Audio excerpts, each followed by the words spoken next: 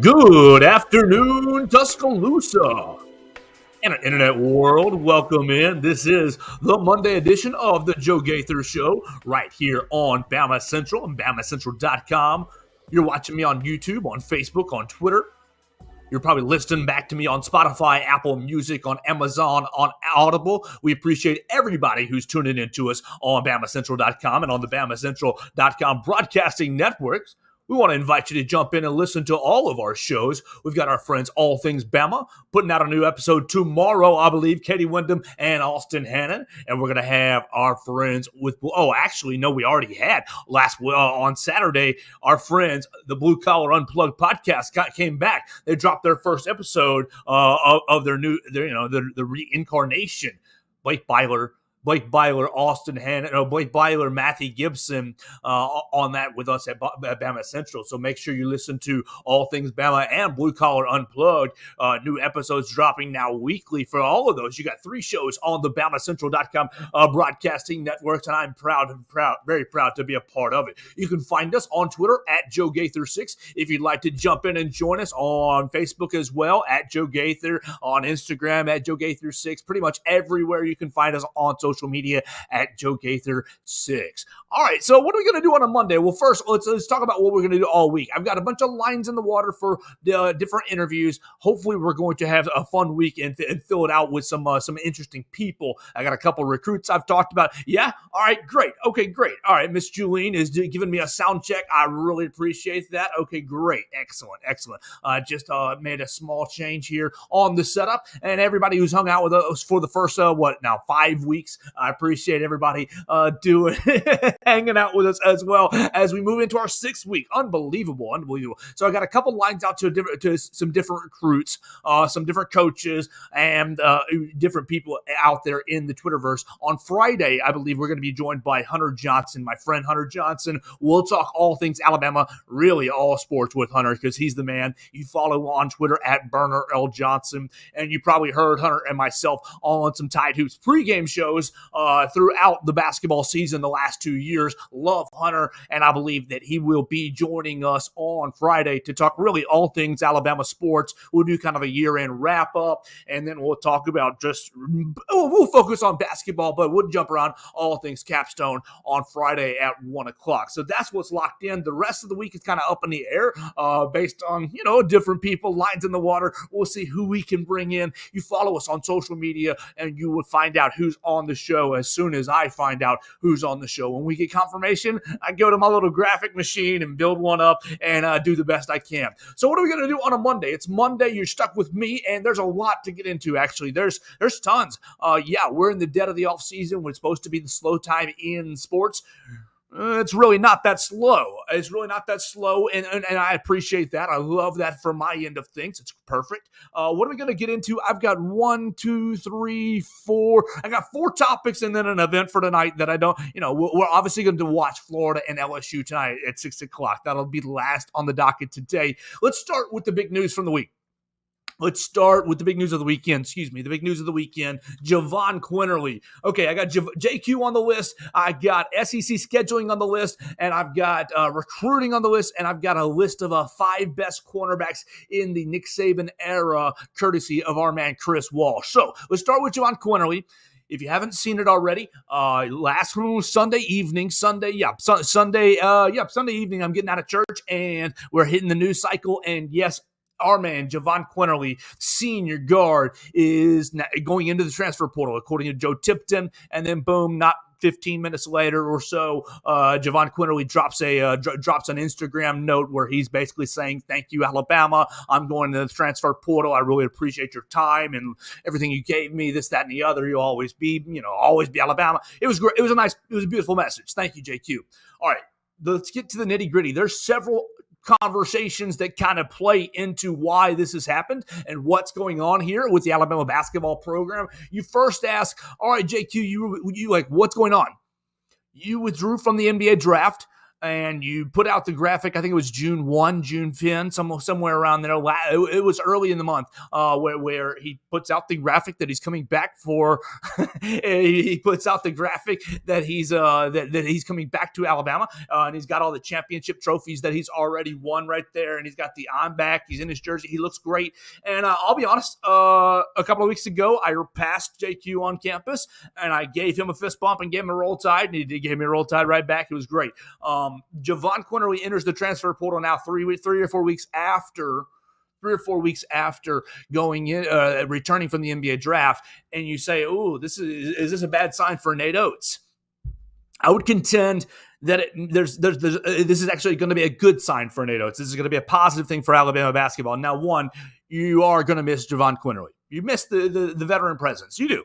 Obviously, he is. Let's just talk about who he is. He's a four-time SEC champion. He's Nate Oates' original McDonald's All-American. He was on the All-SEC team, on tournament team in 2021 and in 2023. He was the tournament MVP in 21. You guys know he was the sixth man of the year this past year in 23. He saved our bacon against the Auburn Tigers right there in Coleman Coliseum. He played a really strong late part of the season, really in 21 and in 23. We all know 22 was kind of marred and mixed up with some personality issues, and I think JQ was involved in that, but not heavily. I think he was kind of on the outside looking in, and maybe some lesser personalities were trying to assert themselves in 2022. But JQ, look, he's a great player. He's Nate Oates' original McDonald's All-American. You don't have Brandon Miller without JQ. You don't have, these transfers that you've had, Jordan Bruner, Noah Gurley. You don't have these transfers that you've now had come in recently. You don't have Namari Burnett, and now come in this offseason, Aaron Estrada, Latrell Wrightsell. You don't have these guys without Jahvon Quinerly. So you thank Jahvon Quinerly absolutely for his service. And are you going to miss him? Yes, you're going to miss him. You're going to miss him this year. But here's what I think, reading behind the lines, but in the gray area. This is not reporting. This is just gray area. Reading in the gray area, I believe that Jahvon Quinerly came back and has played with the guys for the last couple of weeks and has seen what's going on with the team and is, doing, obviously, his leadership and doing his best to fit in with the team. But I think he's looking around and saying, oh, my gosh, this Aaron Estrada kid is pretty nice. This Aaron Estrada kid is probably going to be the starting point guard this season. Mark Sears is probably going to be your starting two guard this year, or vice versa. You're probably going to be starting Mark Sears and Aaron Estrada. And then he looks around and he's like, all right, if you're starting Aaron Estrada and Mark Sears, where do I fit in? Or do I fit in? Do I fit in right next off the bench? SEC Sixth Man of the Year. Oh, he looks around and sees Latrell Wrightsell and Davin Cosby, and I think he sees his time on the court maybe dwindling, maybe not being as not serving as large a role with the Alabama Crimson Tide team as he's served over the last 3 years. Now, I love you, JQ. I'm definitely going to miss you. I'm absolutely going to miss your edge and your attitude. People are going to say, "Oh, we're good riddance, turnover machine, XYZ." No, I'm not going to remember you that way. I'm going to remember you as a great player in this Nate Oates era. I'm going to remember you for giving me that feeling in Coleman Coliseum down against Auburn, forcing it into overtime and really leading the Alabama Crimson Tide team to the SEC regular season title. I think, JQ, I'm going to miss you big time. But what is it going to mean for this Alabama program? I think it means that Alabama is looking very nice in the backcourt. I think, JQ, I'm not going to say he's going to be selfish, but I don't think he wants to, sit the bench and, play 10 minutes a game. I think he wants to go play somewhere that he's going to find himself at least 15 to 22 to 23, 25 minutes of action per night and be leaned upon. And he deserves that. Come on, he deserves that. He's taken Alabama to 3 straight NCAA tournaments in his 3 years of action. Last time Alabama did that, 02 to 06. So, it's been a minute since we've had a player of Jahvon Quinerly's caliber. And really, Jahvon Quinerly sets the entire table for the rest of the Nate Oates era.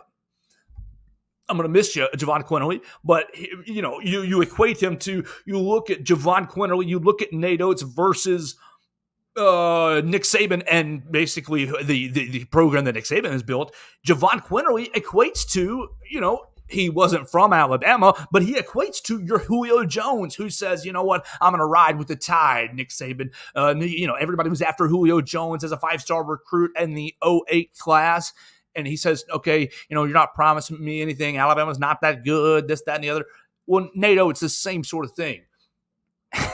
We all remember Alabama was coming off of a NIT first-round loss to, a 16 seed. Was it Norfolk State? Who the bleep was it? We lost to a 16 seed at home in the NIT. It was awful. It was absolutely disgusting. And so what does NATO's do? NATO says, you know what? I'm coming in as a new hire. You fired Avery Johnson. Nick Saban, you fired Mike Shula. I'm going to work on a high-caliber recruit. I'm going to get somebody who's unhappy at his previous program. Yes, it was a transfer, not a kid out of high school. But still, JQ comes to Alabama, and then the NCAA railroads him and says, "Oh, you're academically ineligible. You're ineligible because of parents taking money from an agent." It was like $100. It was like nothing. You all know JQ. If JQ had come into college 2 years later, he would have been the king of NIL. You guys may not realize this, but just type in Jelly Fam on your YouTube, and you will see highlights of Jahvon Quinerly's high school days. Jahvon Quinerly and several other high-profile hoopers in the New Jersey, New York area basically made the Jelly Fam moniker popular, but he wasn't able to profit off of it. He wasn't able to, make his name, image, and likeness. It's off of the Jelly Fam because it was before the NIL. Well, he gets in trouble. The NCAA kind of slaps him. He's one of the last players. He's one of the last players to get, harassed with, taking advantage, taking money or working through an agency. He's one of the last players that the NCAA has any teeth on. James Ludeman chiming in, JQ leaving is tough. People dislike him for some weird reason, but he's got game. Sadly, it'll be shown somewhere else now. Yes, it will be shown somewhere else now. And that's part of the conversation right here. Where will he go? I think Jahvon Quinerly is going to return somewhere in the Northeast. I think he's kind of illustrated that in his statement. Let me see if I can pull it up real quick as I'm riffing here. Jahvon Quinerly, Twitter. Let's see if I can pull up his statement because I think he alluded to kind of what he's going to be doing. Yes, here we go. What he's going to be doing. In the transfer portal, what he's going to be looking for in the transfer portal. I think he's going to be looking for a return to, here we go. I can't say enough about Alabama basketball, my team, the staff, Alabama fans. You all have embraced me and treated me like gold since day one. The relationships I've built have gone way beyond basketball, and that's something that made my decision to enter the transfer portal so difficult for me. My basketball journey has been something that any student athlete could only dream about. It has definitely come with its shares of up and downs. We know the ACL tear and lots of the ups. Obviously, we celebrate the ups. But I was very fortunate to have such a beautiful support system to help me through some of my difficult moments. And I think that's what's making this message so emotional. But it's also so exciting to share with everyone. Part of my journey is, here it is, is taking risks and following my heart. Sometimes as time goes on, we know it's time to move on, take risks, and follow our heart. But it's a truly bittersweet moment for me. In my time here, we have set records for me, won championships, and we have made program history. Thank you, Bama Nation, forever for everything. All right, I think he laid it out. He's going to follow his heart, take risks and follow his heart. I think you're going to see JQ in one of two different areas. I think you're going to see JQ go to the Northeast to either St. John, St. Bonaventure's. I think he might go to Seton Hall. Basically, I think he wants to play kind of where he's from. I think he's very prideful of the New Jersey Jelly Fam, of the being from that area. And why not? He was like the number one player in New Jersey of his high school era. Very well regarded over there. Or I think JQ might ultimately go into European basketball already. He might say, I'm done with college. You know what? I'm going to get paid. I'm going to find a nice role on a European team. I think the sky's the limit for JQ. The sky's the limit for Jahvon Quinerly. I am going to miss him, but I do kind of think that this is I do kind of think that this is a good sign for Alabama basketball, considering, he looks around at what's going on in the backcourt and it's like, oh, I might not get as many minutes here this year, because I think Aaron Estrada, Mark Sears, I think the three of them, Latrell Wright, so Davin Cosby, the early enrollee from last year. You think about a guy who reclassified and filled that final scholarship spot. So what does this do for Nate Oates? Nate Oates actually goes right back into the transfer portal, and Nate Oates, he's figuring out West Virginia. That's who he's going after, a West Virginia guard. Jalen, nope, West Virginia guard. Oh, buddy. It would have been better if you were prepared for this. Anyways, so Nate Oates is pivoting. Nate Oates is pivoting off of, now he's got an open scholarship spot. He would have been fine with one open scholarship spot, but I think that he doesn't want to have two open scholarship spots, especially in the backcourt. With losing some veteran leadership. Like here we go. Yes, perfect. Reached out to Joe Toussaint from West Virginia. So now he's basically he's available. Joe Toussaint is a grad transfer. He's available because of the whole firing of Huggins, Bob Huggins, yes, because Bob Huggins had obviously the DUI 2 weeks ago, and those players now have a certain window to hit the transfer portal and remain their eligibility. So Joe Toussaint is kind of being the alleged target to replace Jahvon Quinerly for Nate Oates. So look, in Nate Oates I trust, in Nate Oates I believe in. We now have two open scholarship spots for the Alabama roster, and I think that Nate Oates is going to go out and fill it to the best of his ability, whether it's Joe Toussaint, whether it's a forward. I think we're going to fill. I don't think we're going to fill them both. I don't think we're going to fill both the scholarship spots, but I do think you're going to see Nate Oates hit the portal and get one more player. All right, so what is our reaction to all this is my final kind of question on the JQ front. Look, here we go. Did Julian grad transfers play immediately? You're exactly right. And he would be available to play immediately. My reaction is bittersweet. I take a lot of what JQ put into his statement, and I echo it. I echo it in a large way because, I loved his style. I loved his edge that he brought to the brand. I loved Jahvon Quinerly trolling Auburn fans on Twitter. I loved his edge that he brought to the program. I know some people could have gone without the turnovers that he kind of was perpetually known for, but I think you kind of take the good with the bad with JQ. JQ grew in this program, not only as a player, but JQ grew as a man, and that was evident. JQ grew as an adult, and that was very, very evident, especially from 2022 to 2023. I think you're missing a big leader this coming up year. Now, yeah, you're probably replacing it with higher talent. You're probably replacing it with greater talent, maybe a little bit longer wingspan, maybe a little bit better driving ability. I think you are going to get better on the court. But we're going to miss Jahvon Quinerly, and he's going to have one more year of eligibility remaining. I do predict that he will end up in a Northeastern university, somewhere where he can play closer to home and get on the court. Imagine him at St. John's with Rick Pitino. I think Rick Pitino would love him to play for him, being a scoring first point guard. It'll be interesting to see where he lands. But I, for one, will be pulling for Jahvon Quinerly wherever he lands. Hey everybody, happy June. Hey everybody, happy June. Exactly right. Happy June. It's June 26th. Oh, as it's June 26th, let's put a tiny pause in the sports programming, and I'll say happy birthday to my mother. Gaither, I love you very, very much. Thank you for everything. Oh my gosh, would not be here without you. Happy birthday, mother, on June 26th, turning 29 years old. We love you very, very, very, very much and appreciate you deeply so much. All right, let's keep this thing rolling. Let's get back on the sports topics, and let's talk about, we're still talking basketball. We did have some news.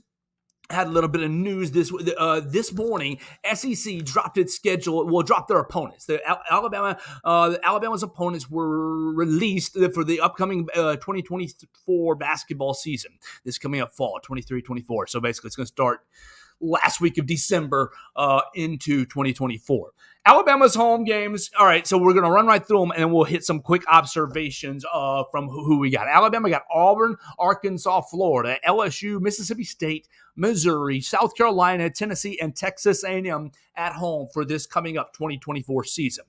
On the road, Alabama's going to go to Auburn, Florida, Georgia, Kentucky, LSU, Ole Miss, Mississippi State, Tennessee, and Vanderbilt. All right, so there's your opponents. That's what, 9-9. That's 18 opponents. Okay, so you're playing, obviously, Auburn at home and home, Florida home and home, LSU home and home, and Mississippi State home and home, and Tennessee home and home. That's your what, 5? That's your 5 home and home opponents. So other than that, you're hitting the road. Here's some of my observations. This year, Alabama's not going to Arkansas. Very, very happy that Alabama is not going to Bud Walton Arena. We know, it's a lively place. Eric Musselman is a very, very good coach, and he's hit the transfer portal as hard as can be. So I'm very happy to only have one matchup with Arkansas. You get it at home right here in Coleman Coliseum. Now, on the vice versa, Alabama is going to Lexington. There's no Kentucky home game this year. I think it's been Alabama's played Kentucky at home for the last couple of seasons, if my memory serves correctly, or maybe it's just the high-profile games that stick out in my head over the Nate Oates era. But Alabama heading to Kentucky. It's going to be interesting. Look, we all know Coach Calipari brought in the number 1, number 2 recruiting class in the country. He is having some issues at the moment with some stability with their roster, but they're obviously going to be very, very talented, and going to Big Blue Nation is going to be a challenge. The other road game that you see going to Vanderbilt. Going to Vanderbilt, Memorial Gymnasium has been a very, very difficult time, a very, very difficult place to play for Alabama, historically speaking. But look at the recent history. Alabama has won 4 straight games against Vanderbilt in Memorial Gymnasium. So you look to continue the winning streak up there in Nashville. Look, the SEC schedule is out. You aren't going to get any breaks. You're not going to get any real bad teams on the schedule. I mean, you see South Carolina is coming home. That might not be they might not be as good. They were one of the worst teams in the league last year, as with Georgia as well. You're going to what is that? Stegman Coliseum. You're going to Georgia to play, and they haven't been as good lately. But the schedule's not going to be easy. Other than that, you look through the schedule, it's not going to be easy. You go to the hump, you go to Ole Miss. It's not an easy schedule. The SEC continues to be one of the premier basketball conferences in college basketball. No, it may not be the ACC, and sometimes it's not the Big Ten, but you can take. It's a premier basketball conference, and I'm really looking forward to this coming up season. As we outlined in the previous conversation with JQ, look, it's going to stink to play without Jahvon Quinerly. You look at the Alabama roster as it's coming back.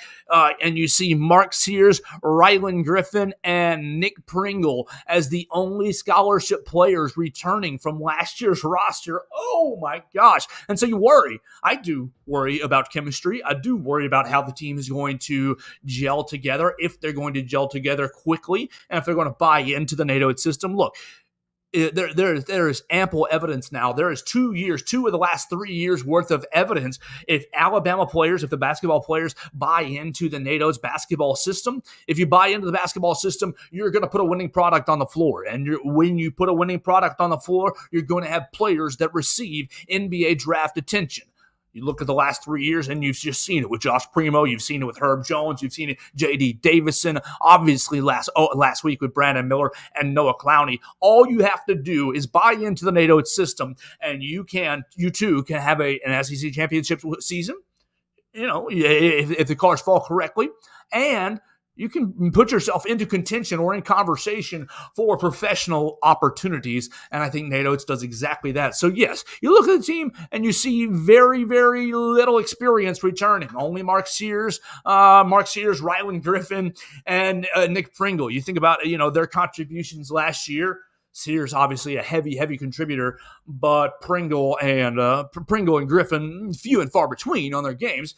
They had some nice minutes, they had some nice opportunities, but obviously need some more development and need some more work. So it's going to be interesting. Maybe I have my glasses on, my crimson colored glasses on, very, very thick, but I just believe in Nate Oates. I believe in the system. I think we're going to challenge for the SEC title once again. Does that mean they're going to win it? No. Does it mean that, I think, look, I was seeing some chatter about Alabama losing JQ. Is that going to knock them out of the tournament contention? No. Alabama, from this point forward, with Nate Oates leading the Crimson Tide, I think you can pretty much guarantee that the Tide is a tournament team going forward. So, look, we need to, as Alabama fans, as Alabama supporters, need to stop making getting the tournament the bar. The new bar needs to be a given. We're in the tournament, in the field of 64. Come on, that's got to be an expectation here from the Alabama Crimson Tide standpoint, and I think it's becoming that from the real supporters of this program. So look, I think that it maintains a tournament roster, of course. Will they win the SEC? I can't sit here. Look, I can't sit here and say this. I can't sit here and promise you. I think they have a good shot. I think that they're going to give it a run for their money. I think Nate Oates is going to coach his tail off. That's what I do believe. They're all going to work very hard. But the breaks, you have to see how things fall out. I'm going to be really, really interested in non-conference play. You got a lot of good games in non-conference play already. You'll see. You look at Blake Byler's article already on BamaCentral.com about the opponents, and you can see, non-conference opponents: Indiana State, Arizona, Creighton, Purdue, South Alabama. You're going to get a real nice look and a real nice feel of what this basketball team is going to be before you get to SEC play. So we'll have a better idea of what Alabama is going to be able to do in conference play. Maybe I'm naive, but I do think Alabama is going to challenge for the SEC title. I think Grant Nelson is that kind of a player that can come in here and really keep the momentum rolling. And I think Nate Oates has another opportunity to fill a 12th roster spot, 12th out of 13 roster spots with another primetime player. So we will see what he does as the basketball offseason rolls on. Hey everybody, happy June. Hey everybody, happy June. All right, we gotta come up with a July sound, as July is just around the corner, June 26th. I got two more topics left on the table today, and they're gonna flip to football, Alabama football. Let's talk about recruiting first, and then we will have a debate on a list that Chris Walsh put together for BamaCentral.com. All right, football recruiting. It was a huge recruiting weekend this past weekend. Alabama hosting a big old cookout, and we'll get into that throughout the rest of the week. But my main topic that I want to talk about is Jamie French and Ryan Williams. You guys probably know Ryan Williams by now, class of 2025 wide receiver from Saraland High School. I'm desperate. I want to get him on the show very, very badly, as I believe he's the best player in the 2025 class. But what happened this weekend, they went to an elite camp that a lot of recruiters were covering. And Jamie French stole the show and won the camp. Let's see. Jamie French out of Mandarin High School in Jacksonville, Florida. He's set to announce his commitment next month, considering Alabama, Florida State, Penn State, Notre Dame, and Ohio. So they were at the Under Armour Future 50 camp on Friday and Saturday, and Jamie French, not Ryan Williams. Jamie French was named the MVP of the Under Armour Future 50 camp. Now, you got photos of the two of these guys together, Ryan Williams and Jamie French, and yes, they are rising juniors in high school. They need to, put some weight on. They need to grow up a little bit. They need to fill their frames out just a little bit. But that's what you'd expect for rising juniors. Here's my deal. Ryan Williams, I think he is so daggum special that I think that he would make an impact on this Alabama team right now. I think he would make an impact on the Crimson Tide football team if he were eligible to play right now as a junior in high school. Like, that's how nasty he is. Now, have I seen Jamie French play? I'll be honest with you, I have not. But reading reports this weekend that Jamie French beats out Ryan Williams makes me think, oh my gosh, dear Lord, goodness gracious, who is this kid? And if he is so special that he's beating out Ryan Williams, man, Alabama, you've got to go ahead and get him into the fold. You bring in a guy like Ryan Williams and a guy better than him in Jamie French in the 2025 class. I think people can forget about the wide receiver woes. Goodness gracious, people talk about how last year's wide receiver class was last year's wide receiver production was not as high, was not as good, and was not up to standards of the wideouts. I think you're going to get back to that very, very quickly. In this year, in fact, I think last year was definitely a dip. It was. Come on, let's be honest with each other. It was a dip. The wide receivers failed to get separation on a consistent basis. We all expected more from Jermaine Burton out of Georgia. I think we all expected more out of Ja'Cory Brooks. Ja'Cory Brooks coming on late in the season, but I think this year you're going to see a return of the right outs. They're going to get a lot of separation, and we're all worried about who's going to play quarterback. We're all worried about Jalen Milroe and who's going to play quarterback and Ty Simpson and Tyler Buckner. But I think you're going to get such good separation from a guy like Malik Benson that it's going to be very difficult to cover him. And because Malik is going to be so special, you're not going to be able to cover Ja'Cory Brooks either. You're not going to be able to cover the tight ends over the middle. I think the tight ends, are going to be very, very dangerous with this Alabama team. C.J. Dupree is going to be, goodness gracious, a huge weapon for this Alabama passing game. Look, I am pumped up for the receivers. I think Ryan Williams, he sounds like he has been locked into the his Alabama commitment since he made it, last summer as a sophomore. You're hoping to see him continue to build on the 2025 class. I know we're all looking at the 24 class right now because that's that's the class that's up right now. But you look at these two young men, the talent that these two young men have. It just makes me very excited. And people worry about, how long is Nick Saban going to go for? How long can Coach Saban continue to coach? Will he coach these prospects? I mean, I certainly hope that Coach Saban's going to be around for 10, 15, 20 billion more years. Absolutely. We know that's unrealistic. Come on, go with my sarcasm there. But we hope Coach Saban never retires, and we hope he lasts as long as he wants to. I don't know that it really matters when you're getting recruits at this level, this talented. You're going to find good coaches who can maximize their abilities no matter who's at that coaching slot in 2025, 26, 27. Golly, Ryan Williams, so good. And so for Jamie French to out-duel him at the Under Armour Future 50 camp this past weekend makes him a very intriguing prospect on my radar. All right, so what else are we going to do for recruiting? I'm going to try to talk to Jeremiah Beeman this weekend, Parker High School. Parker High School defensive lineman. He's been committed to Alabama. I've got his contact. We've been texting back and forth, trying to figure out a day that he wants to jump on and join us. Obviously, still working on Julian and Rico Scott, really trying to find all the 2024 recruits and try to find them on the show. I did send out an email to our friends at Jaron Stevenson, his coach. So hopefully maybe we can get Jaron Stevenson on the program as well. Just letting the people know what we're working on behind the scenes. Obviously, you never know with these young men, and you never know with these athletes. They're obviously very busy, so we'll see if they can make some time for us. We would greatly, greatly, greatly appreciate it. That's kind of what we were working on behind the scenes. All right, I think we got a little bit of time left in the show today. Hey, everybody, happy June. Hey, everybody, happy June. Let me get a sip of water so that I stop making nasty sounds into the microphone. Goodness gracious. Hey, everybody, happy June. All right, so what are we going to do to finish up the show? We're going to have a little debate.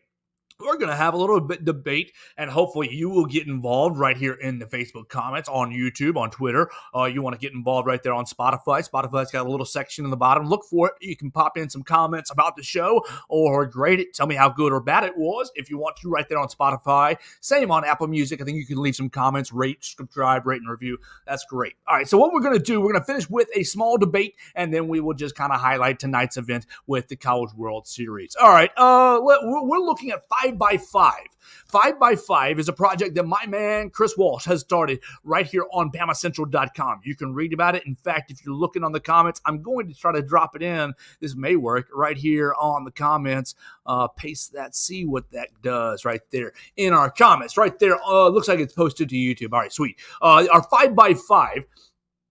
Chris Walsh is debating the top 5 positions, the top 5 players at certain positions in the Nick Saban era. He has done cornerbacks, and he has done centers now. 2 positions so far, and we're going to catch up right behind him, debating his 5 and debating what he thinks and kind of what I think. So we're going to start with Chris Walsh's 5. We're going to, let's see, I'm going to bring that over right there. Yes. Chris Walsh broke this down in several different categories. He broke it down by draft pick. He broke it down by interceptions. He broke it down by pass breakups. He broke it down by recruiting rankings. He broke this bad boy down in several different ways. So Chris Walsh, you can read him right there on BamaCentral.com. All the reasons why he kind of rolled this into, he took all these kind of conglomerate rankings and then rolled them into one major ranking. So I'm going to read off his 5, and then we'll talk about it, and I'll give my own 5 right behind that. You can give your 5 at Joe Gaither 6 on Facebook right there. Joe Gaither's, I think it's at 31. Joe Gaither 31 on the Facebook, and at Twitter at Joe Gaither 6. Same thing on Snapchat. Really, all the social medias at Joe Gaither 6. TikTok as well. All right, here is Chris Walsh's top 5 cornerbacks in the Nick Saban era. Number 5, Chris Walsh went with Kool-Aid McKinstry. He went with Kool-Aid McKinstry. Obviously, he admitted that it might be a little early to have Kool-Aid on the list, but I think that Kool-Aid is a great suggestion to have on the list. He will be on my 5 eventually. He's not on my 5 right now, but I think Kool-Aid, goodness gracious, what a great player he has shown to be over a 2-year stretch, going to have another, looking like another great season, All-American season. Number 4, he goes Dre Kirkpatrick. Dre Kirkpatrick, you all know, five-star cornerback out of Gadsden High School, played a long time with the Cincinnati Bengals, was a great cornerback here at the University of Alabama, finishing highly in career pass breakups right here for Nick Saban. Dre Kirkpatrick coming in at number 4. Number 3 for Chris Walsh, top 5 cornerbacks in the Nick Saban era, D. Milner. D. Milner is an interesting choice. D. Milner going number 3 because of really his ranking as far as pass breakups all time.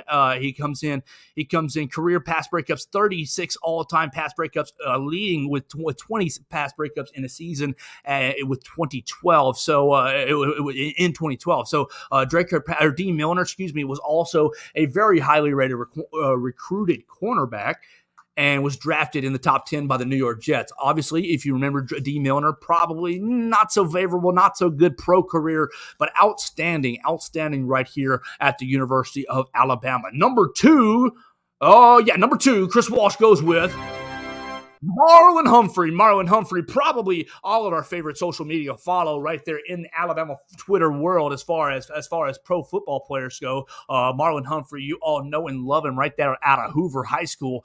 Redshirted his first year. His father, obviously running back Bobby Humphrey, was a legend here at the Capstone, the Humphrey family, leaving a lasting legacy of great athleticism all over the place. And Marlon, following in that legacy here at Alabama, was a first-round draft pick by the Baltimore Ravens. Obviously, you know the Ravens love and Ozzie Smith's love with Alabama players.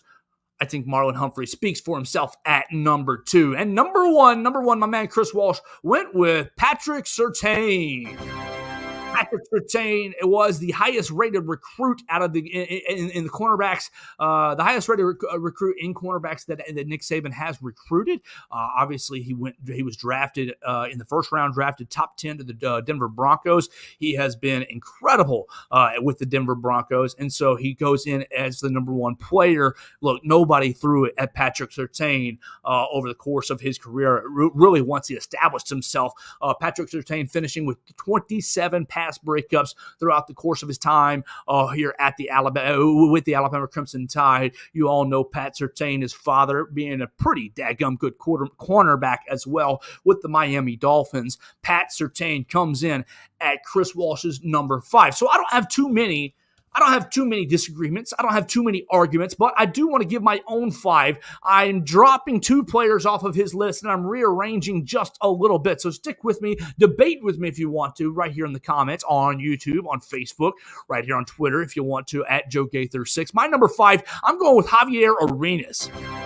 Javier Arenas, underrated cornerback, obviously was not recruited by Nick Saban, but Nick Saban developed him into a fairly nice quarterback. Spent a little bit of time in the NFL with the Kansas City Chiefs, I believe. But Javier Arenas, I'm going with number 5 because of his impact here at Alabama. Javier Arenas was on the very first national championship team for Nick Saban right here in 2009 and was a lockdown corner. We know he made that interception in the SEC championship game against Tim Tebow.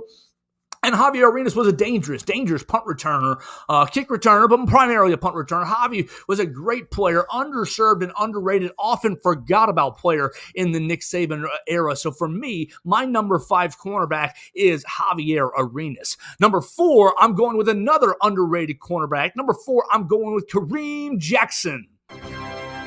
Kareem Jackson, also not recruited by Nick Saban, but went as a first-round draft pick to the Houston Texans. First-round draft pick, has been playing in the National Football League, a 15-year career. Was advised by Nick Saban to return to school, but obviously the scouts liked what they saw. Kareem Jackson was also a part of the, I believe it was a part of the first national championship team, the 2009 national championship team.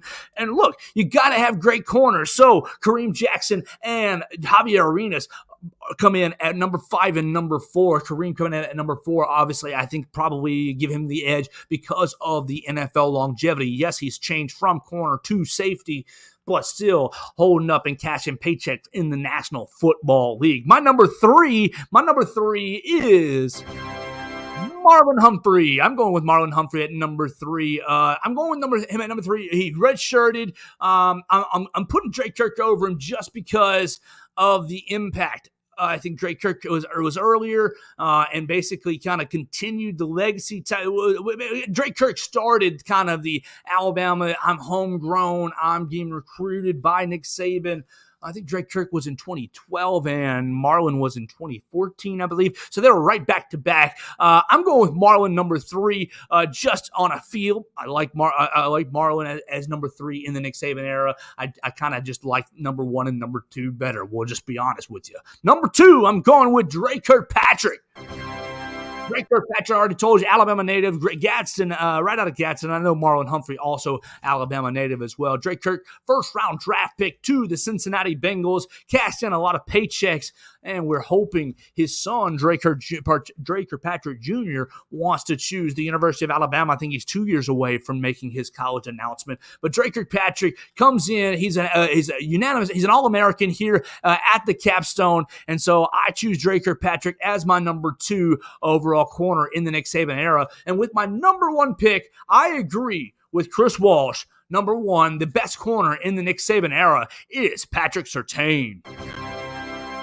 Patrick Surtain was draftable out of high school. He was a lockdown cornerback really starting his freshman year, and he logged his 3 years, his 3 college years, and jumped into the league. I know the Denver Broncos drafted him with that number 9 overall pick. I don't know if the Denver Broncos regret that. Could have drafted Justin Fields, but really Patrick Surtain, amazing cornerback. He's already stepped into the to the NFL and become pretty much a top 5 corner in the league. I know you give a lot of love to Trayvon Diggs because of his interception numbers, but I like the security blanket, the consistency that is Patrick Surtain. You're not going to get as many interceptions as you get with Trayvon Diggs, but you're also going to get the man-to-man coverage. You're going to get a consistent lockdown player. You're going to get a guy that, quarterbacks will not throw at. I would love Patrick Surtain. He, in my opinion, is one of the best single players in the Nick Saban era. I know a lot of people, you're probably calling for a Tony Brown. You're probably calling for a Minkah Fitzpatrick. There are reasons I leave Minkah off. I leave him off primarily because I view him as a safety. I view him as a safety in the Nick Saban era. I know he played some corner, but he mostly played star, and he played nickel, and he played a lot of strong safety here for the Crimson Tide. So those are my top 5. I'm going to go with Javier Arenas. I'm going with Kareem Jackson. I'm going with Marlon Humphrey, Drake Kirkpatrick, and Patrick Surtain.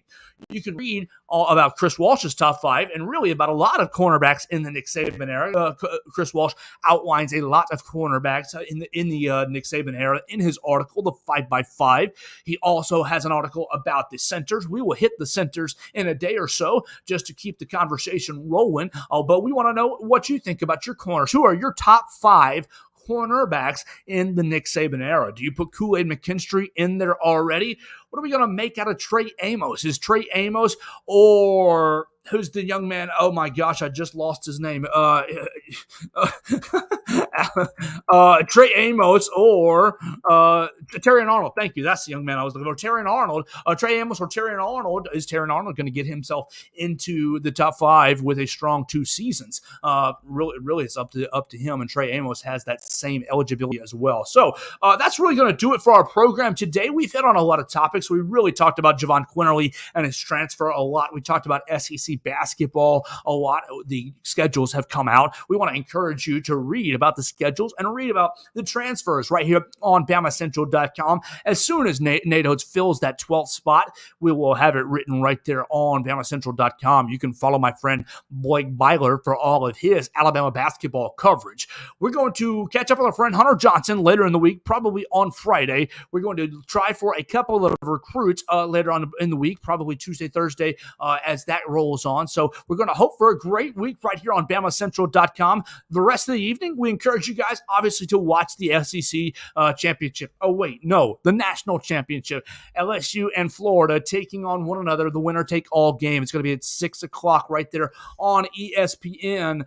You can find it right there on their family of networks, and we'll chat about it. Look, we're watching it just because it's something to watch to keep our televisions going. I could care less who wins. I hope both teams honestly lose. I hope they throw their arms off because look, it makes me jealous. It makes me jealous to see.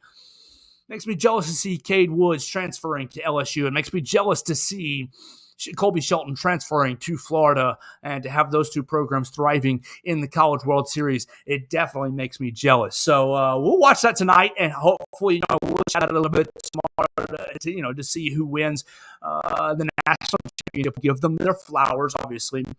And flowers definitely needs to be given to the LSU fan base, drinking like 40,000 shots of Rocco's. Insane over there. Crazy. So I appreciate everybody jumping in and joining me on the show today. You can find me again at Joe Gaither 6 on the Twitter machine if you want to comment on anything to talk about or want to send me any criticisms. Tell me about what are my hair. That's okay. Send us all comments, queries, questions, and complaints right there at Joe Gaither 6. Search us up on your Spotify, Apple Music, Audible at Joe Gaither on the Joe Gaither Show on Bama Central. We got 2 other shows on Bama Central, All Things Bama and the Blue Cow Unplugged podcast. We encourage you to check them out as well as new episodes are dropping. We will be back tomorrow at 1 o'clock. We hope you guys jump in and join us right here on the Joe Gaither